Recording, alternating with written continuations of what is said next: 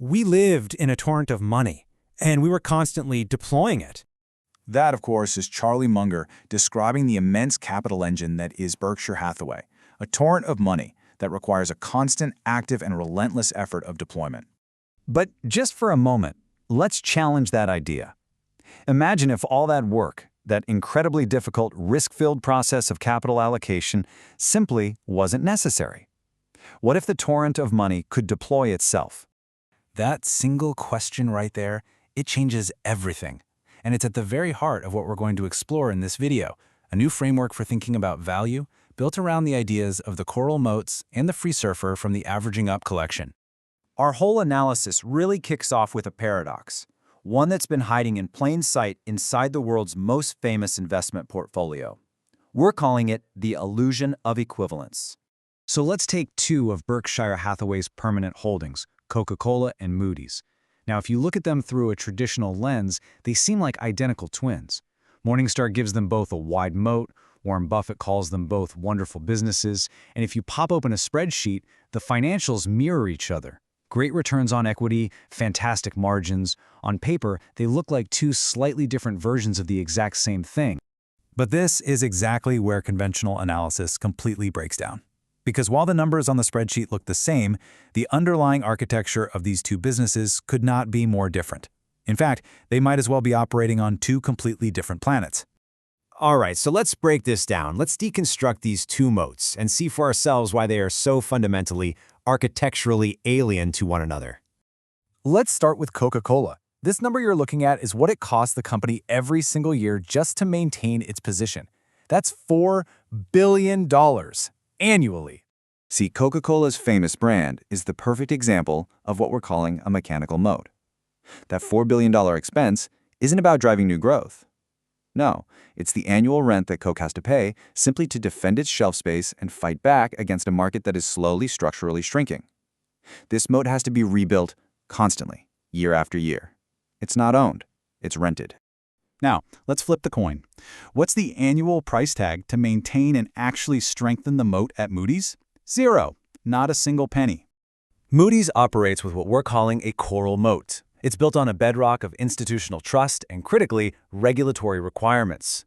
This moat doesn't just survive financial crises, it actually gets stronger during them because the demand for its ratings goes through the roof. It captures the natural, structural growth of global credit for free. It is, by its very nature, self-reinforcing.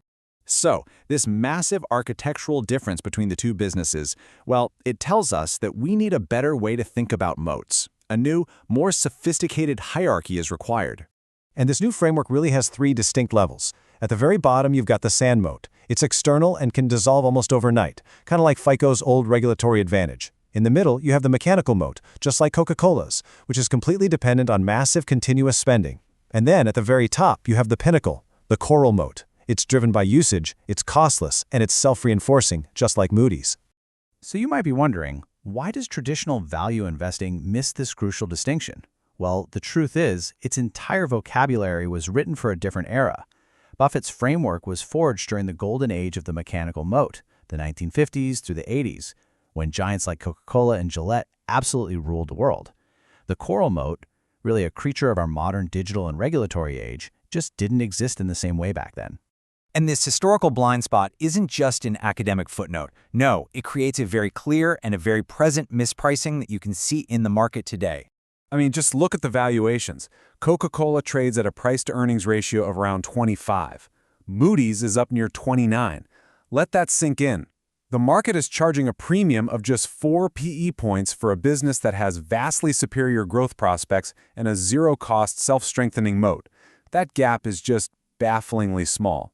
And what this tells us is that there's a much deeper pattern here, a sort of psychological bias in the market.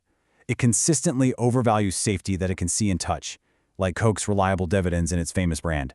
And at the same time, it systematically undervalues the invisible, structural magic of something like Moody's silent, zero-cost growth engine. You know, a dividend is a reassuring check you get in the mail. But the coral, it grows quietly, down in the deep. And that silence is what is so structurally undervalued. This fundamental difference brings us to our conclusion, to two profoundly different ultimate business models, the torrent and the Freesurfer. On one side, you have Berkshire Hathaway. It's the absolute pinnacle of the mechanical world. It generates that torrent of cash we talked about, but it requires a brilliant pilot, a Buffett or an Abel, to constantly make decisions on where to allocate it. And every single one of those decisions introduces risk. But then, on the other side, you have the Freesurfer. This is the summit of the natural, pilotless world. The business is just engineered to ride these massive structural waves of growth, like the expansion of global credit. The torrent deploys itself. Decisions are eliminated. The pilot is no longer required. And that leads us to the most profound distinction of all. One business, the master of the mechanical world, is ultimately paid to carry risk. The other, the master of the natural world, is paid to carry certainty. To explore these investment strategies further and discover more from the collection, visit the website averagingup.com.